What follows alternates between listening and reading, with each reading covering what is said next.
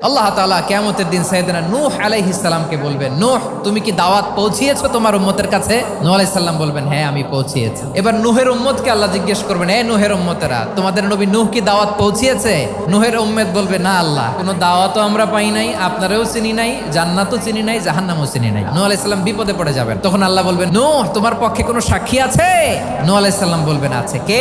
উম্মতে মুহাম্মাদি। তখন আমরা বলবো, আল্লাহ, আল্লাহর নবী নূহ আলাইহিস সালাম তিনি আপনি যা যা বলেছেন ঠিক তা তার উম্মতের কাছে পৌঁছে দিয়েছে। এবার নূহের উম্মতের সাথে আমাদের ঝগড়া লাগবে। তারা বলবে, তোমরা আসছো আমাদের হাজার হাজার বছর পরে, তোমরা কি করে জানলা? তোমাদের সাক্ষী ধর্তব্য হবে না? আমরা তখন বলবো, আমাদের কোরআনে তোমাদের নবীর নামে আল্লাহ তাআলা একটা সূরা নাজিল করেছেন, সূরাতে নূহ। দিন রাত এক করে তোমাদের কাছে তিনি দাওয়াত পৌঁছেছেন, সব আমরা জানি। আমরা যখন বলবো এই কথা, নূহের উম্মত চুপসে যাবে। তখন আমরা সত্য বলেছি কিনা এটা আল্লাহ তাআলা জানতে চাইবে বিশ্বনবীর কাছে। তখন বিশ্বনবী আমাদের পক্ষে সাক্ষী দিবেন। আওয়াজ করে বলেন আল্লাহু আকবার।